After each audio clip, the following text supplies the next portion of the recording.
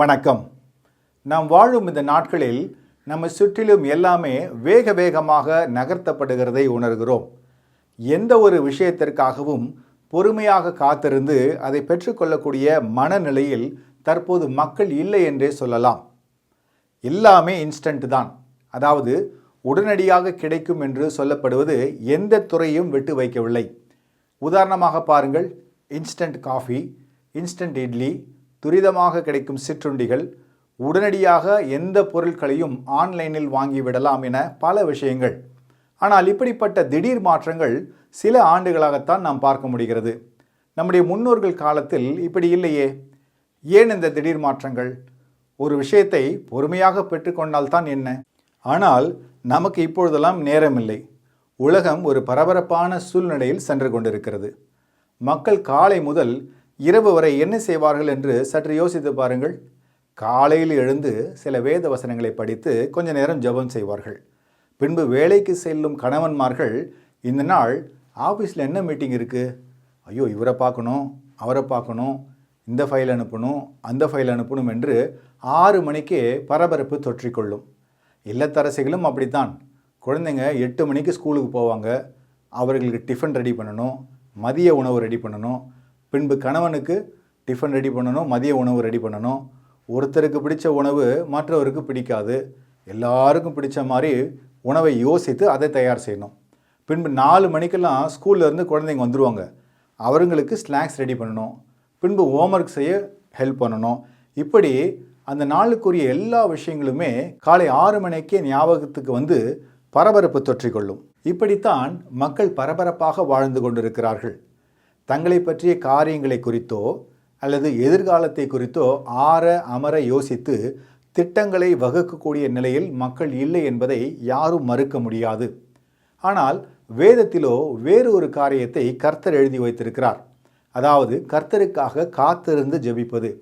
இதை குறித்து மதிப்புக்குரிய தீர்க்கதரிசி வின்சென்ட் செல்வகுமார் ஐயா அவர்கள் கூறும்போது, என்னதான் நாம் பரபரப்பான சூழ்நிலையில் வாழ்ந்து கொண்டிருந்தாலும் கூட கர்த்தருக்காக ஒரு நேரத்தை ஒதுக்கி வைத்து காத்திருக்கும் போது தேவனிடத்திலிருந்து நல்ல ஆவிக்குரிய வரங்களையும் வல்லமைகளையும் நலன்களையும் பெற்றுக்கொள்ள முடியும் என்று நமக்கு சொல்லியிருக்கிறார்கள்.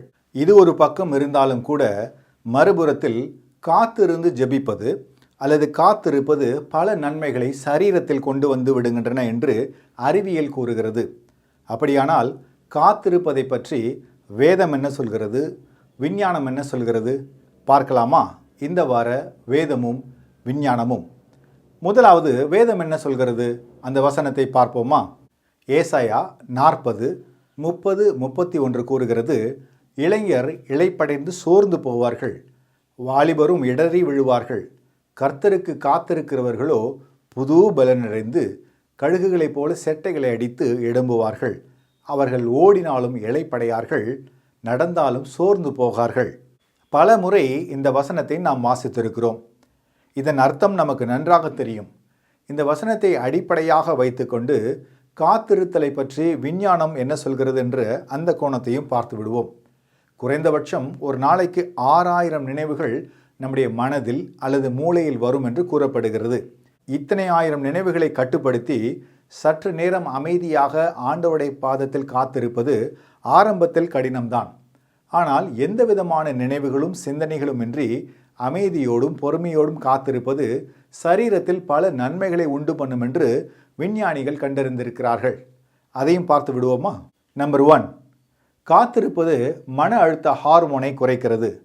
நாம் கவலைப்படும் போது கார்டிசால் என்ற ஹார்மோன் அதிகரிக்கும். இது அதிகமானால் இதய நோய், உயர் இரத்த அழுத்தம், மன அழுத்தத்தை ஏற்படுத்தும். ஆனால் பொறுமையாக காத்திருப்பது இந்த ஹார்மோனின் சுரப்பை குறைக்கிறது. நம்பர் 2, காத்திருப்பது மூளையின் கட்டுப்பாட்டு மையத்தை வலுப்படுத்துகிறது. நம் மூளையில் ப்ரீஃப்ராண்டல் கார்டெக்ஸ் என்ற ஒரு பகுதி இருக்கிறது.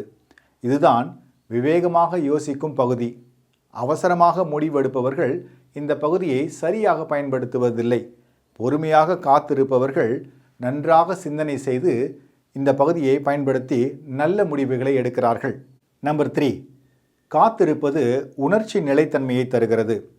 அவசரமாக வாழ்பவர்கள் சீக்கிரமாக கோபம், கவலை அல்லது மனசோர்வு அடைவார்கள். ஆனால் காத்திருக்கும் பழக்கம் உள்ளவர்களால் உணர்ச்சிகளை கட்டுப்படுத்த முடியும். நம்பர் 4, காத்திருப்பது டோபோமைன் உற்பத்தியை அதிகரிக்கிறது. டோபோமைன் என்பது மூளையில் சந்தோஷம் தரும் ரசாயனமாகும். நம்பிக்கையுடன் காத்திருக்கும் போது டோபோமைன் அதிகரித்து நம்மை உற்சாகமாக வைத்திருக்கும். நம்பர் 5, காத்திருப்பது உறவுகளை மேம்படுத்துகிறது. ஒருவருக்கு காத்திருக்க தெரியாமல் இருந்தால் எளிதில் சண்டைகளும் கோபங்களும் வரும்.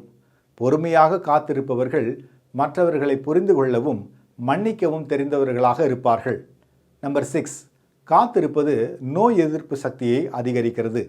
ஜெபம், வேத தியானம், அமைதியான காத்திருப்பு நோய் எதிர்ப்பு சக்தியை அதிகரிக்கிறது. நம்பர் 7, பிற நன்மைகள். காத்திருப்பது சகிப்புத்தன்மையை உருவாக்குகிறது. நல்ல முடிவுகளை எடுக்க உதவுகிறது. பார்த்தீர்களா, கர்த்தருக்காய் காத்திருப்பது நம்முடைய ஆவிக்குரிய வாழ்க்கையில் பல நன்மைகளை தருவது மட்டுமின்றி நம்முடைய சரீரத்திலும் வாழ்விலும் பல நன்மைகளை தருகிறது என்பதை நாம் மறுக்க முடியாது. இந்த கண்ணோட்டத்தோடு மீண்டும் அந்த வசனத்தை வாசிப்போமா? ஏசாயா 40, 30, 31 கூறுகிறது, இளைஞர் இளைப்படைந்து சோர்ந்து போவார்கள், வாலிபரும் இடறி விழுவார்கள். கர்த்தருக்கு காத்திருக்கிறவர்களோ புது பலனடைந்து கழுகுகளைப் போல செட்டைகளை அடித்து எழும்புவார்கள். அவர்கள் ஓடினாலும் இளைப்படையார்கள், நடந்தாலும் சோர்ந்து போகார்கள். வேதம் சத்தியம், சமூலமும் சத்தியம்.